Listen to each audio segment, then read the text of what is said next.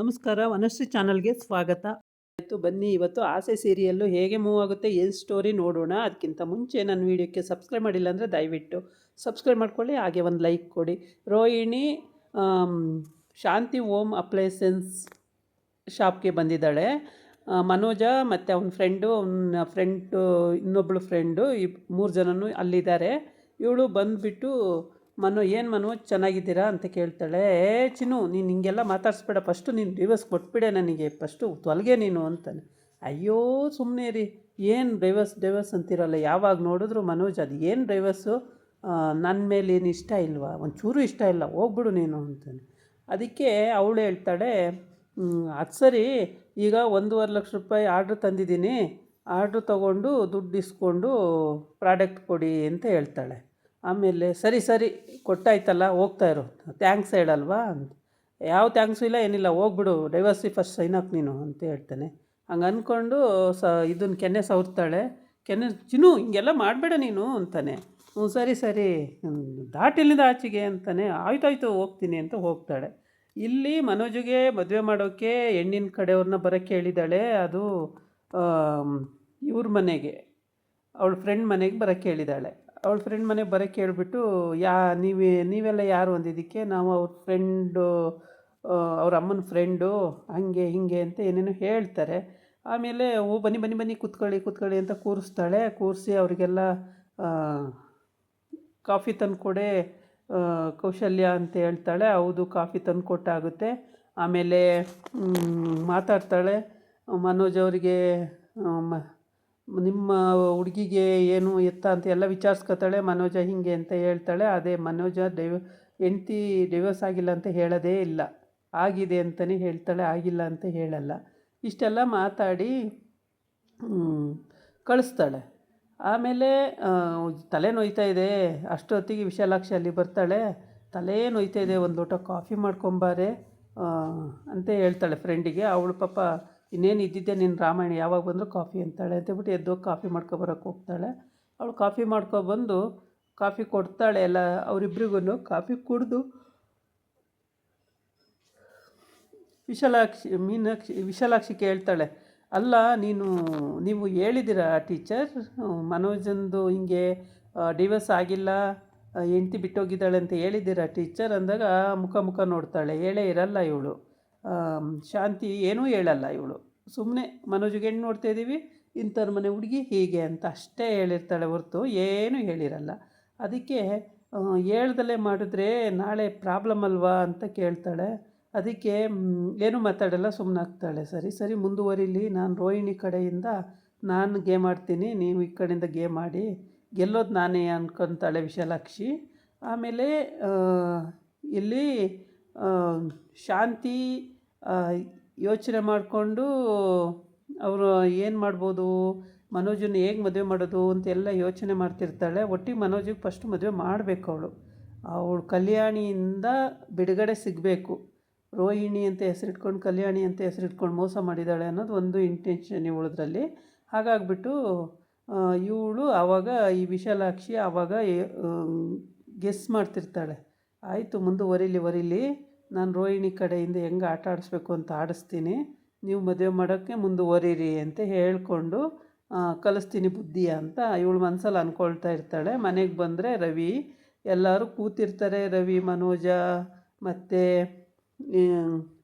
ಶಾಂತಿ ಮತ್ತು ಮೀನಾ ಬಂದಿರ್ತಾಳೆ. ಆಮೇಲೆ ತಾರನೂ ಇದ್ದಾಳೆ, ರಂಗನಾಥ ಇದ್ದಾನೆ, ಎಲ್ಲರೂ ಇದ್ದಾರೆ. ಎಲ್ಲರೂ ಕೂತಿರ್ತಾರೆ. ಎಲ್ಲ ಕೂತು ಕಾಫಿ ಬೇಕು, ಆದರೆ ಕಾಫಿ ಮಾಡೋರು ಯಾರೂ ಇಲ್ಲ. ಏನು ಕತೆ, ಕಾಫಿ ಮಾಡೋರು ಯಾರೂ ಇಲ್ಲಲ್ಲ ಅಂತ ಯೋಚನೆ ಮಾಡ್ತಾ ಇರ್ತಾರೆ. ಆಮೇಲೆ ಅವ್ರ ಮಾವ ಹೇಳ್ತಾನೆ, ಮೀನಾ ನೀನೇ ಹೋಗಮ್ಮ, ಒಂದು ಲೋಟ ಕಾಫಿ ಮಾಡ್ಕೊಂಡು ಬಾ ಅಂತ ಹೇಳ್ತಾನೆ. ಆಮೇಲೆ ಅವಳು ಹೇಳ್ತಾಳೆ, ತಾರ ಹೇಳ್ತಾಳೆ, ಮೀನವ್ರು ಕಾಫಿ ಮಾಡಿದ್ರೆ ನಾನು ಕುಡಿಯಲ್ಲ ಅಂತಾಳೆ. ಮೀನಾ ಅವಳ ಮುಖ ನೋಡ್ತಾಳೆ, ಸುಮ್ಮನಾಗ್ತಾಳೆ. ಆಮೇಲೆ ಮಾವ ಕಾಫಿ ಏನು ಮಾಡಲಿ, ಮಾಡ್ಕೊಬರಲ್ಲ ಬೇಡವಾ ಅಂತ.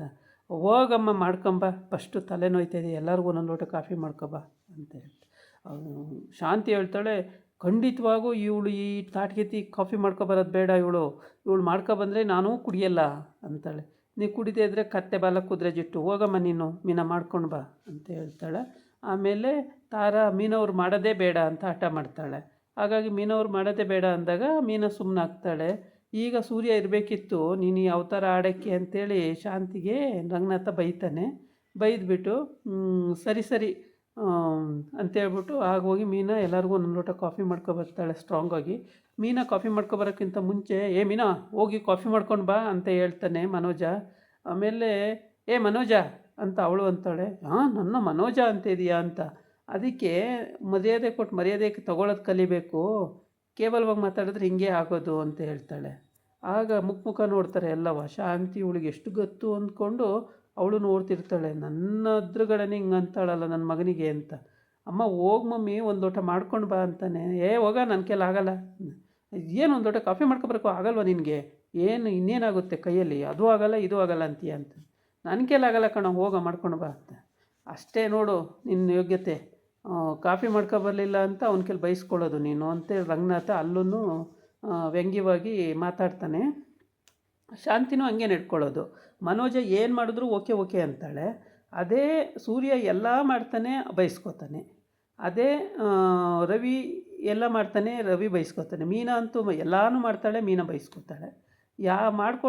ಏನೂ ಮಾಡದೇ ಇದ್ದಾರೆ ಆರಾಮಾಗೆ ಇರ್ತಾರೆ, ಸುಮ್ಮನೆ ಇರ್ತಾರೆ. ಹೀಗೆ ಇವ್ರ ಮನಸ್ಸಿಗೆ ಭಾಳ ನೋವಾಗೋಂಥ ಸಿಚುವೇಶನ್ನು.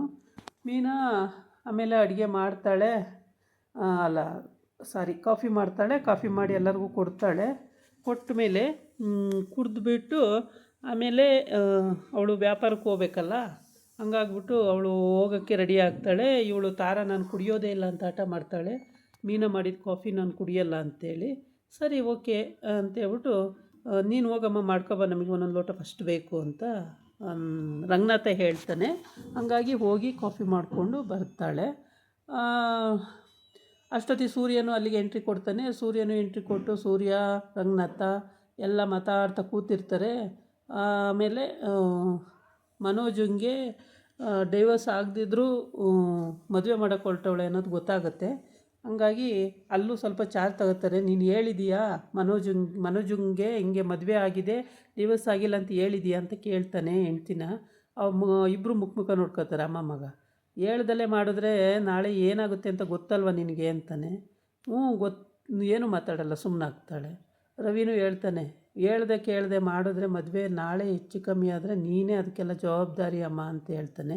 ಆವಾಗಲೂ ಕೂಡ ಏನು ಮಾತಾಡಲ್ಲ, ಸುಮ್ಮನಾಗ್ತಾಳೆ. ರಂಗನಾಥ ಮತ್ತೊಂದು ಸಲ ಕೇಳ್ತಾನೆ, ಶಾಂತಿ ಯೋಚನೆ ಮಾಡು, ಸುಳ್ಳು ಹೇಳಿ ಮದುವೆ ಮಾಡ್ಕೋಬೇಡ, ಮತ್ತು ನಾಳೆ ಪ್ರಾಬ್ಲಮ್ ಆಗುತ್ತೆ, ನೀನು ಸುಮ್ಮನೆ ಬಿಡಲ್ಲ ಅಂತ.